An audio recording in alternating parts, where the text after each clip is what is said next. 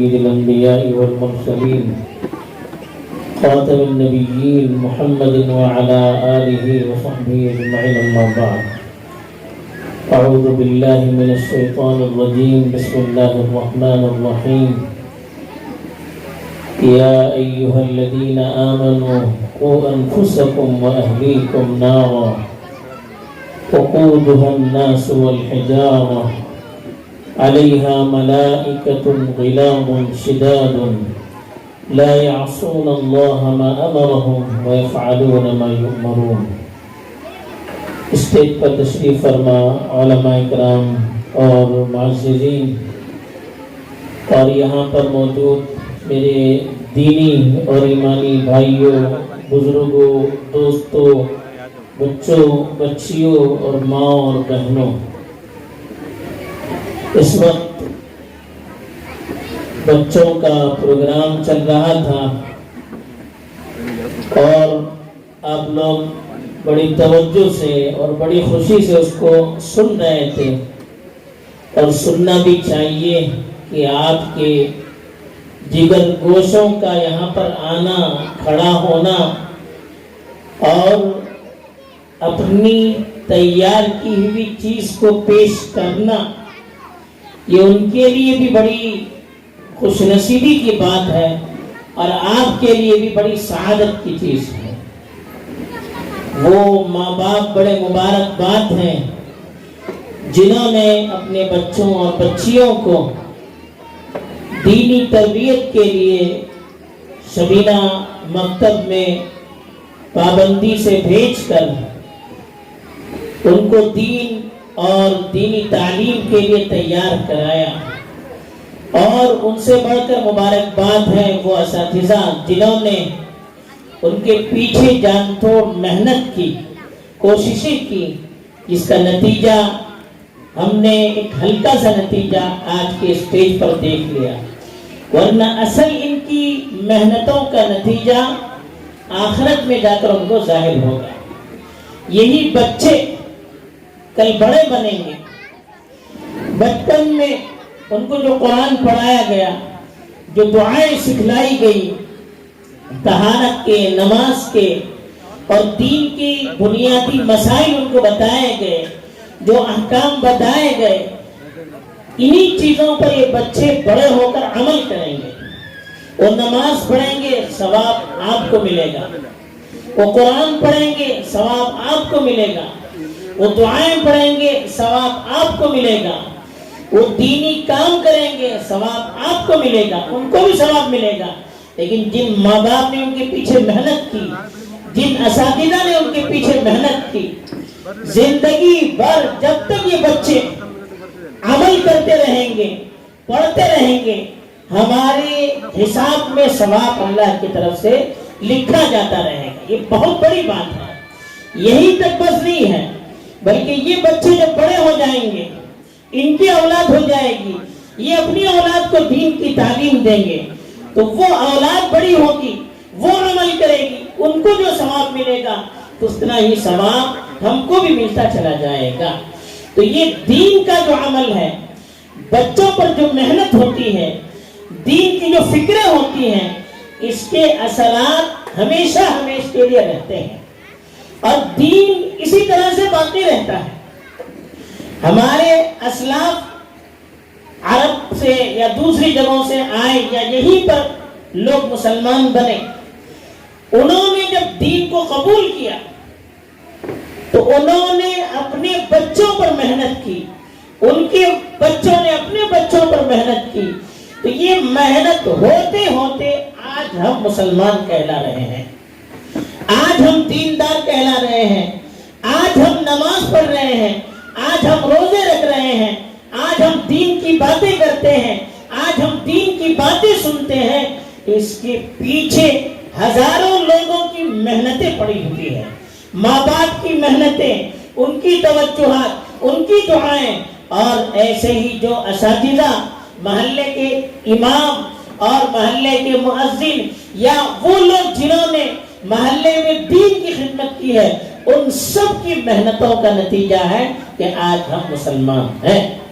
اگر ان کی یہ محنت نہ ہوتی، تو ہم اور آپ جانے کہاں ہوتے, کس حالت میں ہوتے, مسلمان بھی ہوتے یا نہ ہوتے, دیندار ہوتے یا نہ ہوتے, یہ اللہ ہی سمجھتا ہے. یہ ان لوگوں کا احسان ہے, ان کے لیے ہمیں دعا کرنا چاہیے. ان کے احسان کا بدلہ تو ہم دے نہیں سکتے. ہم نے تو صرف اپنے والدین کو دیکھا اور اپنے اساتذہ کو دیکھا, لیکن ہمارے والدین کے پیچھے کس نے محنت کی, ہمارے اساتذہ کے پیچھے کتنے محنت کی, ان کے پیچھے کس نے محنت کی.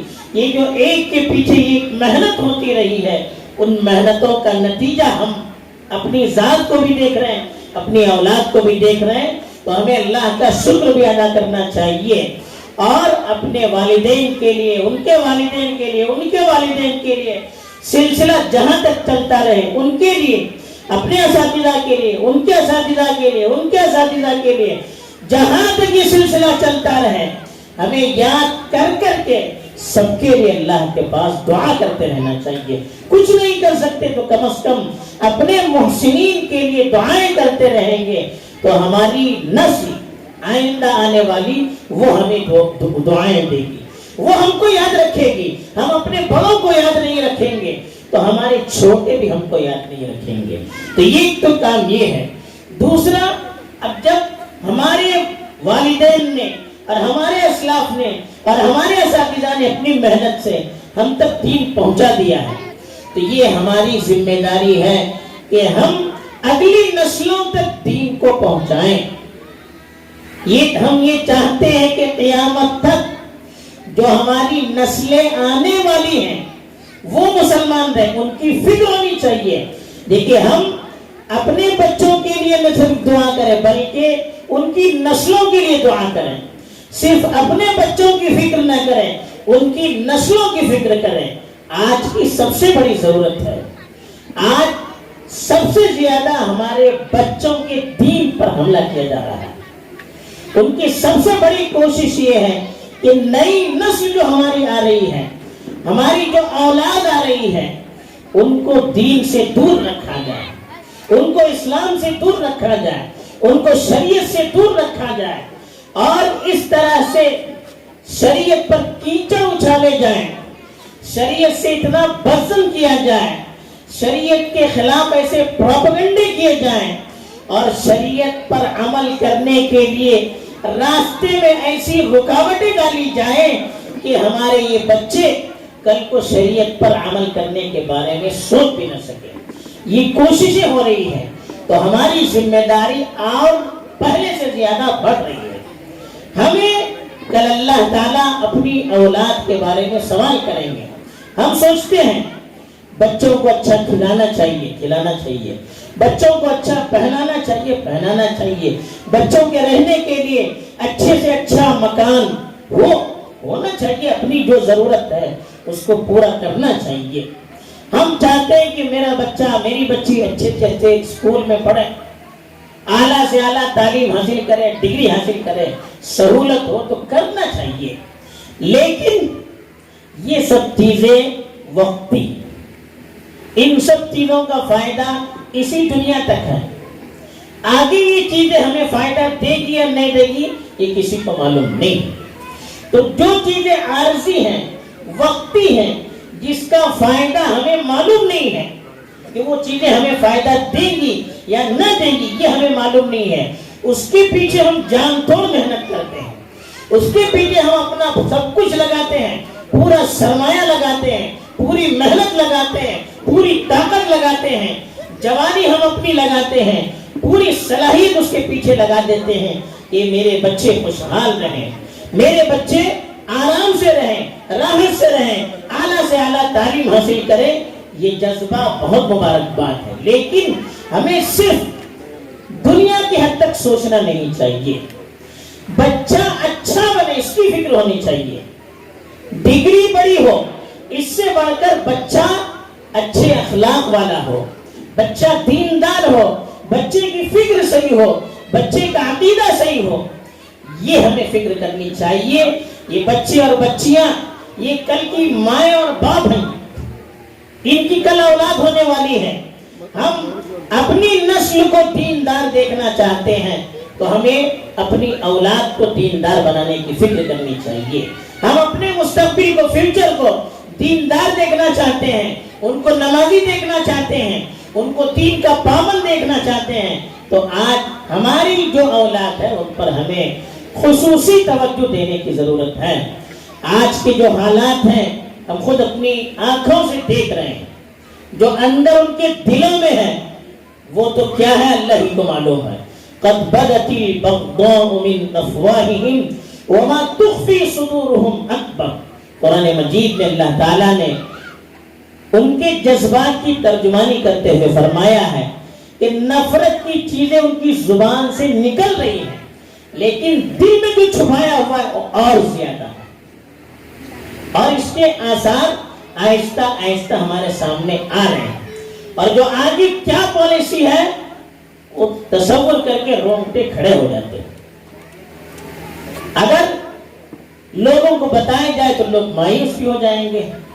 مایوس ہونا تو یہ تو مسلمان کی شان نہیں ہے، اس کی شان کے خلاف ہے۔ حالات تو آنے والے ہیں، آئیں گے، لیکن ہمیں اپنی فکر کرنے کی ضرورت ہے۔ کیا ضرورت ہے؟ وہ یہی ضرورت ہے، حالات کا مقابلہ اپنے دین سے کریں، اپنی فکر سے کریں، اپنے ایمان سے کریں۔ حالات سے گھبرا کر میدان سے پیچھے ہٹنا یہ بزدلوں کی علامت ہے۔ حالات کے ہوتے ہوئے ہمیں اپنے دین پر قائم رہنا یہ بہادری کی علامت ہے۔ اللہ کے رسول صلی اللہ علیہ وسلم نے قیامت سے پہلے جو حالات آنے والے ہیں آخری دور میں، اس کی بہت ساری نشانیاں بتلائی ہیں۔ ایک نشانی یہ بھی بتلائی کہ آخری دور میں جب قیامت قریب آتی جائے گی تو دین پر عمل کرنا اتنا دشوار ہو جائے گا، اتنا دشوار ہو جائے گا جیسے ہاتھ میں انگارہ پکڑنا۔ کالقابض الصابر علی دین کالقابض علی الجمرہ۔ آخری دور میں اپنے دین پر جمے رہنا ایسی مشکل ہے جیسے ہاتھ میں آگ کا شعلہ یا آگ کی چنگاری کو پکڑ کر رہنا۔ ہاتھ میں اگر آگ کی چنگاری ہو تو کتنی دیر آدمی پکڑ سکتا؟ پکڑ کر پھینک دے گا۔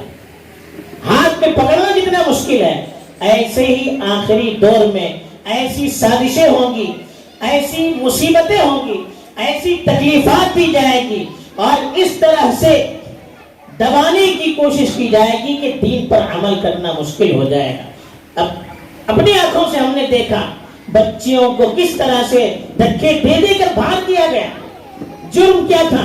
وہ اپنے دین پر عمل کرنا چاہتی تھی، وہ اپنی شریعت پر عمل کرنا چاہتی تھی، وہ اپنی عزت اور آبرو کی حفاظت کرنا چاہتی تھی، وہ اپنے صدر کو چھپانا چاہتی تھی، وہ پاک دامن بننا چاہتی تھی، لیکن ان کو دھکے دے دے کر اسکولوں سے نکال دیا گیا، گیٹ سے باہر کر دیا گیا۔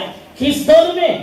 آج کے دور میں جب دعوے کیے جاتے ہیں عورتوں کو حقوق دینا چاہیے، عورتوں کا احترام کرنا چاہیے، بچیوں کو تعلیم دینا چاہیے، ان کو آگے بڑھانا چاہیے، یہ دعوے زبان سے کرتے ہیں، اور ایسی حماقت کی جو بچیاں بیچاری حفاظت کے ساتھ، پاک دامنی کے ساتھ، عفت کے ساتھ پڑھنا چاہتی ہیں، ان کو دھکے دے دے کر نکالا جا رہا ہے۔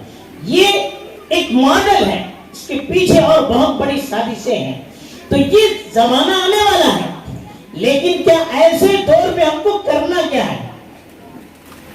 جب دین کا اور دنیا کا مقابلہ ہو جائے تو ہم کرنا کیا ہے؟ یاد رکھیے، دین کے لیے ہر چیز کو قربان کرنے کی ضرورت ہے۔ دین ہے تو ہم ہیں، دین نہیں تو ہم نہیں ہیں۔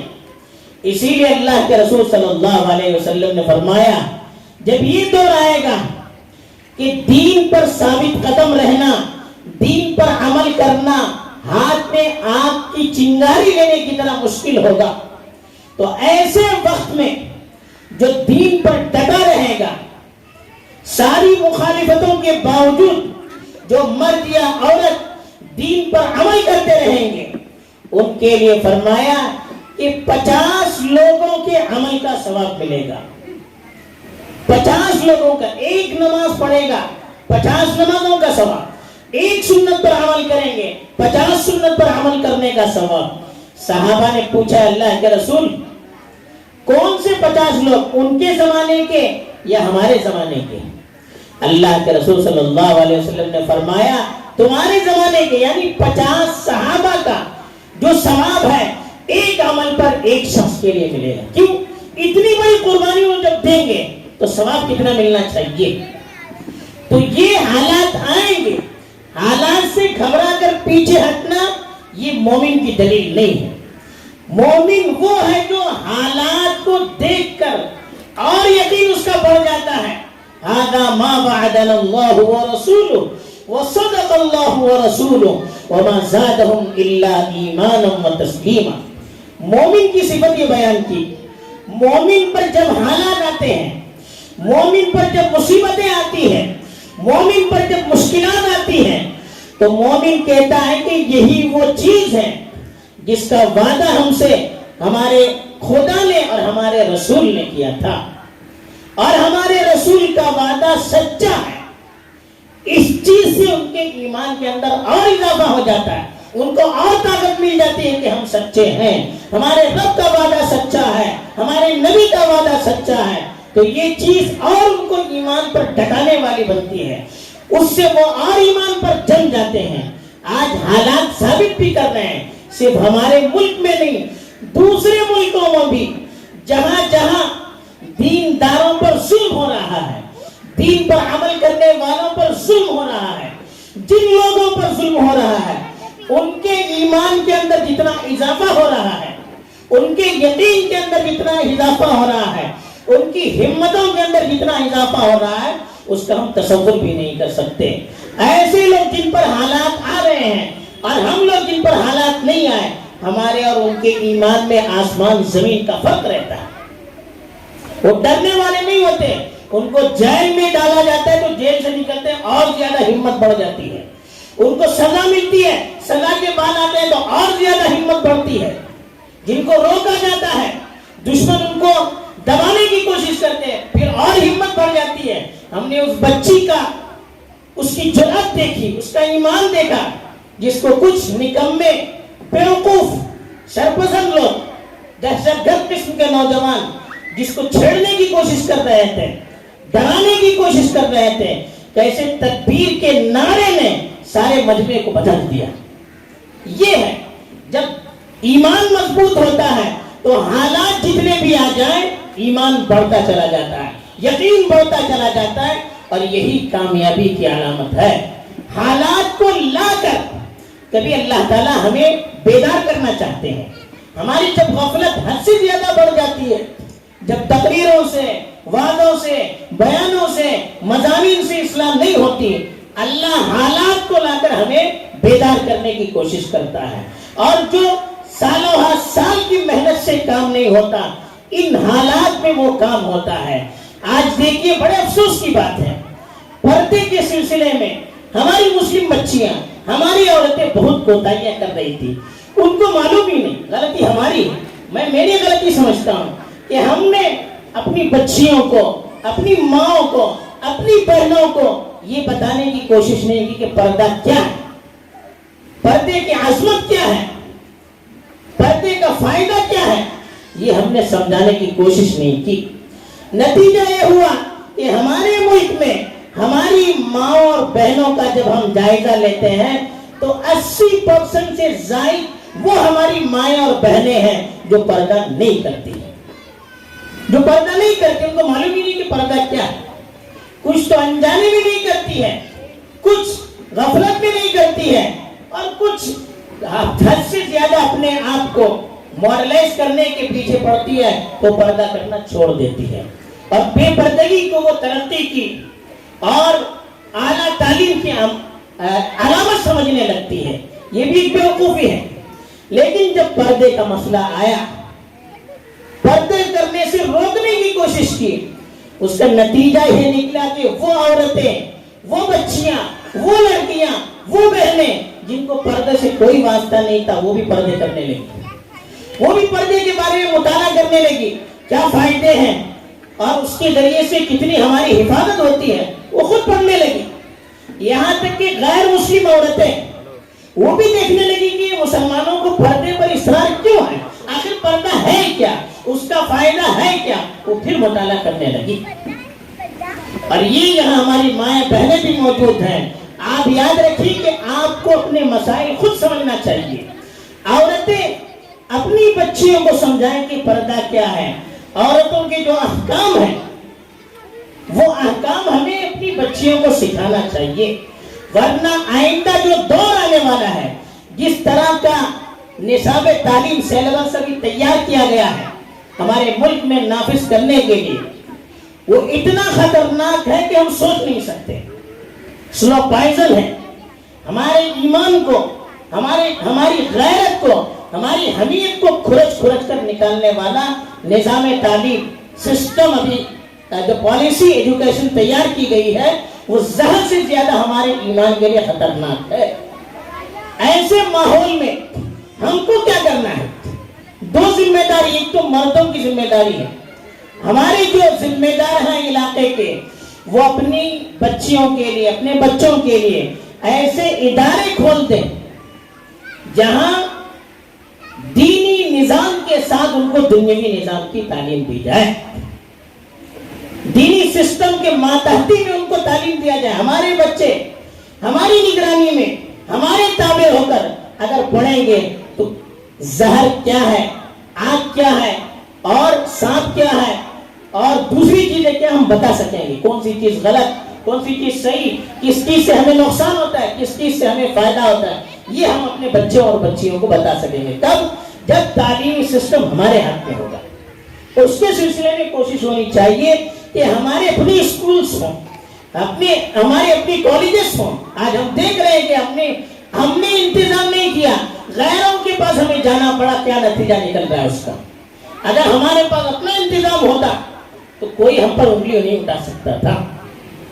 دوسری چیز، ہمیں منصوبہ بندی کے ساتھ اپنی بچوں اور بچیوں کی دینی تعلیم کی، ان کے ایمان کو بچانے کی، ان کے عقیدے کو بچانے کی، ان کو صحیح اخلاق دینے کی، ان کو پکا مسلمان باقی رکھنے کے لیے ہمیں اپنے طور پر محنت کی ضرورت ہے۔ گھر میں بھی ان کے لیے اچھا نظام دینے کی ضرورت ہے، اور جو یہ شبینہ مکاتب ہیں اس نظام کو اور پختہ کرنے کی ضرورت ہے۔ چھوٹی بچیاں ہیں ان کے لیے نظام ہے، چھوٹے بچے ہیں ان کے لیے نظام ہے، اس کے ساتھ ساتھ جو بڑی بچیاں ہیں ان کے لیے الگ سے نظام ہو، عورتیں پڑھانے والی ہوں، بڑے بچے جو ہیں بالغ ہیں ان کے لیے بھی انتظام ہو، ان کے مسائل، ان کے احکام، ان کی ضرورت کی چیزیں دین کی روشنی میں ان کو سکھانے کی ضرورت ہے۔ ہمیں ہر چیز کا متبادل تلاش کرنا ہے۔ ہمارے ہاتھ میں حکومت نہیں ہے، پاور نہیں ہے، تو ہمیں سرنڈر ہونے کی ضرورت نہیں۔ ہم اپنا ایمان کیسے بچا سکتے ہیں، ہم اپنا عقیدہ کیسے بچا سکتے ہیں؟ ہمارے پاس جو سورسز ہیں، ہمارے پاس جو صلاحیت ہے، ہمارے پاس جو طاقت ہے، اس کے بل بوتے پر ہم کتنا انتظام کر سکتے ہیں اتنا کرنا چاہیے۔ اللہ کی مدد کب آتی ہے؟ جب ہم اپنی وسعت برابر، اپنی طاقت کے اعتبار سے، اپنی صلاحیت کے اعتبار سے جب ہم کوشش کرتے ہیں، اس کے بعد اللہ کی مدد آتی ہے۔ ہم دل و جان سے یہ چاہیں گے ہمارے بچے دیندار رہیں، ہماری بچیاں دیندار رہیں، ہمارا سماج دیندار رہے۔ اگر ہم یہ دل کے اندر طلب رکھیں گے اور اس کے لیے کوشش کریں گے تو یقیناً اللہ کی طرف سے مدد آئے گی۔ تو اس لیے یہ جو پالیسی تعلیمی آ رہی ہے اس سلسلے میں بھی ہمیں بیدار ہونے کی ضرورت ہے۔ اپنی بچیوں سے غفلت، اپنے بچوں سے غفلت آج کے دور میں بہت نقصان دہ ہے۔ جیسے کھانے پینے کی فکر کر رہے ہیں، لباس کی فکر کر رہے ہیں، اس سے کہیں بڑھ کر ان کے ایمان کو محفوظ رکھنے کی، ان کے عقیدے کو محفوظ رکھنے کی، ان کے اخلاق کو محفوظ رکھنے کی کوشش کرنے کی ضرورت ہے۔ یہ ہماری بھی اور آپ کی بھی ذمہ داری ہے۔ اگر آج ہم نے ذرا سی بھی غفلت برتی، ذرا سی بھی کوتاہی کی، تو کل کوئی نسل ہمارے ہاتھ میں نہیں رہے گی۔ کل اللہ کے پاس ہم جائیں گے تو یہی ہماری بچیاں، یہی ہمارے بچے، اگر ہم نے ان کو صحیح طور پر صحیح طور پر ہم نے دین سمجھانے کی کوشش نہیں کی، ان کی سلسلے میں ہم نے فکر نہیں کی، پھر اللہ کے پاس ہمارا گریبان پکڑ کر کہیں گی کہ یا اللہ یہ میرے ماں باپ ہیں، انہوں نے مجھے کھلایا پلایا، ہر طرح سے میری دنیا کا انتظام کیا، لیکن مجھے دین نہیں سکھایا، تو مجھے جہنم میں ڈالنے سے پہلے ان کو ڈال دیجیے۔ یہ اللہ کے پاس کر لڑنے کے لیے آئیں گے۔ تو یہ آج کا جو ماحول ہے، اس ماحول میں اس طرح سے بچے اور بچیوں کے درمیان دینی تعلیم کا جو مقابلہ ہوا اور دینی شبینہ مکتب کا جو نظام ہو رہا ہے، اس کا جو نمونہ یہاں پیش کیا گیا، واقعی بہت قابل مبارکباد ہے۔ آپ لوگوں کی دین سے وابستگی کی دلیل ہے اور اپنی بچوں اور بچیوں کی مستقبل کی فکر کی دلیل ہے۔ اس نظام کو آپ دونوں طرح سے مستحکم بنائیے۔ ایک تو بچے دے گا، سب سے پہلے بچے رہیں گے مدرسہ رہے گا، بچے بچیاں نہیں رہے گی مدرسہ نہیں چلے گا۔ دوسرے اس کا جو تعاون ہو سکتا ہے، جو پڑھانے والے اساتذہ ہیں ان کو آپ خوش رکھیے، وہ اتنی محنت کرتے ہیں اور ہم ان کو تنخواہ نہیں دیتے تو کتنی بری بات ہے۔ اب تنخواہ بھی دیتے ہیں تو اتنی کم دیتے ہیں کہ ایک ہفتہ بھی اس سے چل نہیں پائے گا۔ ان کو بھی ہم اپنی طرح انسان سمجھیں، ان کے بھی گھر کے حالات ہوتے ہیں، ہم اپنی تو فکر کریں گے۔ میرے بچے کو جاب دینا ہے تو بہت بڑا 50,000 کی تو تیار نہیں، اور وہ امام ہے، مؤذن ہے، بیچارے پڑھانے والے ہیں، ان کی ہم کو فکر نہیں، ہم سمجھتے ہیں کہ وہ اللہ کے بیل ہیں، ان کو ایسے ہی چلنا پڑے گا، کیسے گزارا ہو سکتا ہے اس کا، اس کی بھی تو فکر کریں۔ وہ ہماری نسل کی ایمان کی فکر کر رہے ہیں، ان کے اخلاق کی فکر کر رہے ہیں، ان کو مسلمان رکھنے کی کوشش کر رہے ہیں، اس کے لیے جان توڑ کوشش کر رہے ہیں، اور ہم ان کی فکر نہیں کریں گے، ہم ان کو خوش نہیں رکھیں گے، ہم یہ نہیں سوچیں گے کہ ان کا گھرانہ کیسے چلے گا، ان کے خاندان، ان کے بھی بچے ہیں، ان کی بھی بیویاں ہیں، ان کو بھی اپنا مستقبل سنوارنا ہے، اس کی کیسی فکر کریں گے؟ اگر ہم نے ان کی مادی اعتبار سے فکر نہیں کی تو بیچارے کب تک برداشت کریں گے؟ جب برداشت نہیں ہوگا چھوڑ کر چلے جائیں گے۔ جب ان کو خوش نہیں رکھا جائے گا پھر دوسرے لوگ سوچیں گے کہ ہم اپنے بچوں کو پھر عالم کیسے بنائیں، جب ان کی زندگی کا کوئی ہمیں سوال، ہم تو اللہ پر بھروسہ کرنا چاہیے، لیکن محلے والوں کی بھی یہ ذمہ داری ہے کہ ان کی بھی ہم فکر کریں، جو تعلیم دینے والے ہیں ان کو بھی خوش رکھیں، ان کی بھی ضروریات کو پوری کریں۔ دونوں طرف سے تال میل ہوگا، ان کی طرف سے محنتیں ہوں گی، آپ کی طرف سے ان کو خوش رکھنے کی کوششیں ہوں گی۔ جب دونوں طرف سے تال میل ہوگا تو پھر جیسے گاڑی بائک ہوتا ہے دونوں پہیوں سے چلتا ہے، ایسے ہی دونوں پہیے برابر رہیں گے تو انشاءاللہ یہ تعلیمی نظام چلے گا۔